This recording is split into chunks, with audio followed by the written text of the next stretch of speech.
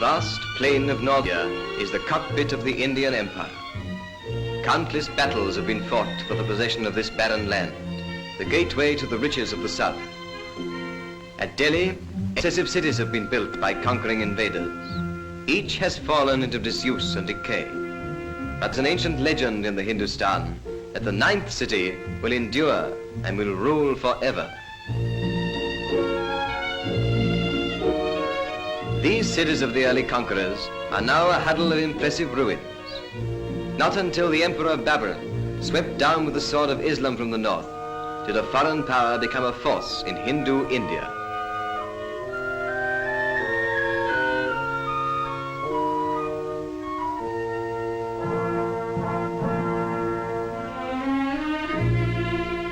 For Humayun, the son of Babur, this tomb was built. The graceful architecture of the last and richest of the Mughal empires exercised a fascination upon India which will never lose its hold. The great Akbar followed Humayun, and around the ruins of his predecessors, his many victories for Allah are celebrated in dome and arch and graceful column. Here in this column is at once the loot of one great battle and the monument of yet another, a sacred pillar of the purest iron, wrought by some strange and undiscoverable method which has preserved it from the rust of centuries. The Qutb Minar, the famous Tower of Victory, was begun by one and successively completed by the Mughal conquerors of Delhi. 238 feet of carved red sandstone.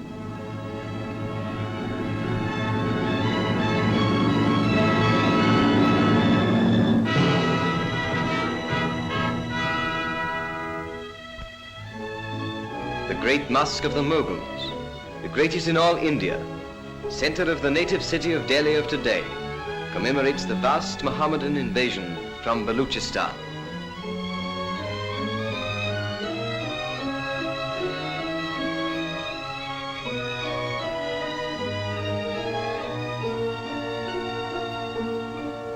Long, shallow pools are laid out for the ritual washing of the face and hands, which every true Mohammedan must scrupulously perform before he is allowed to pray.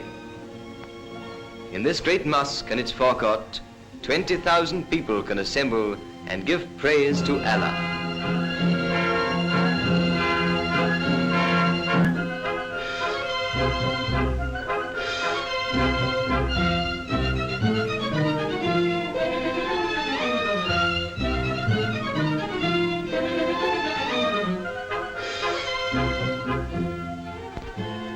More beautiful but smaller is the Pearl Mosque, pinnacle of Mughal art in Delhi. Only a little less renowned than the famous Taj Mahal, built by the beauty-loving Shah Jahan as a memorial to his wife. Pacified by the victorious wars of Akbar, Delhi and the Hindustan now entered upon the richest period of their ancient culture under Akbar's son, the royal Shah Jahan. The Delhi of that time, the era of the greatest Persian poets, became enchanted by the love of beauty for itself alone. The palace of old Delhi was athrong with men and women of high caste. Such women as these adorned the palace gardens, the stamp of aristocracy upon their brows, the color of their robes ablaze against the dark green cypresses. Before it is put on, the Indian sari, the flowing robe of Indian women, is the most shapeless garment in the world. Each of them is nothing more than one straight length of silk, 10 yards long and some 2 or 3 feet wide. But interwoven with its threads of silver and gold, deep hemmed with solid precious metal, and fastened only on the right hip and on the left shoulder, it can be made to drape the figure in a manner to outmatch a Paris gown.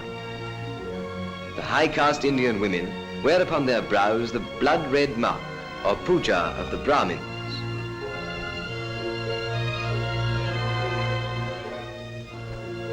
Under Shah Jahan, who caused the marble of his palace walls to be inlaid with semi-precious stones, with sardonyx, cornelian, chalcedony, and chrysoprase, the pursuit of happiness became expressed in languor, enervating Hindustan until the highest form of living was to watch the changing shapeliness of passing clouds. But the ninth, enduring Delhi, had then yet to be erected.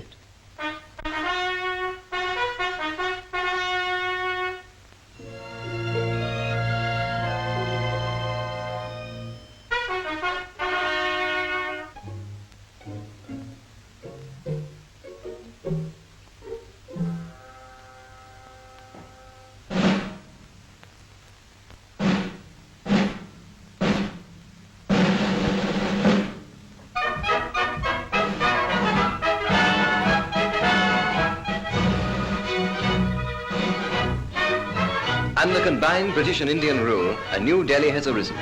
A Delhi which has kept and added to the beauty of the old, but without its dreamy lassitude.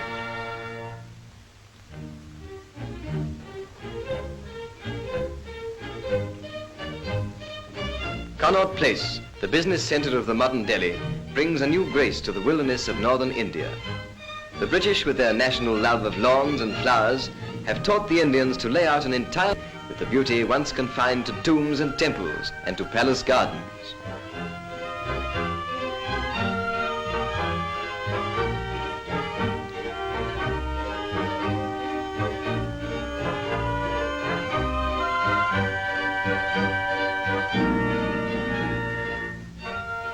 British and Indians are cooperating to carve out a nobler future for this Delhi than was possible under a despotism. In this, the magnificent House of Assembly, British, Muslims and Hindus combine in governing. The spirit of the new and vital Delhi is externalized in a new style of architecture, deriving its inspiration not from one tradition but from two, molding the culture of two continents into a third. Where once water was a luxury and the profusion of it the prerogative of princes, there are giant fountains in the public squares.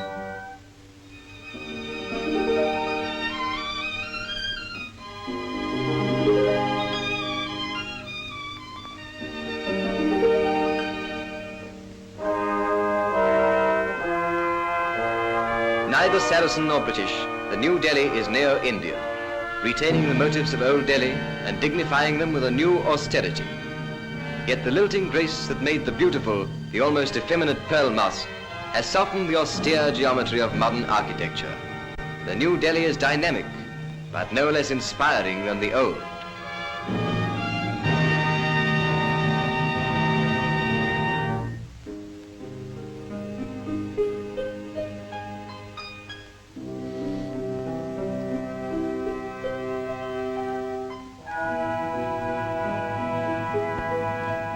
And where there was once only a burnt and acrid plain, there is a green and fertile land, laid out with a prophetic eye to the increasing future of the capital of India, the ninth, enduring city, which in the old legend of the Hindustan will stand and rule forever.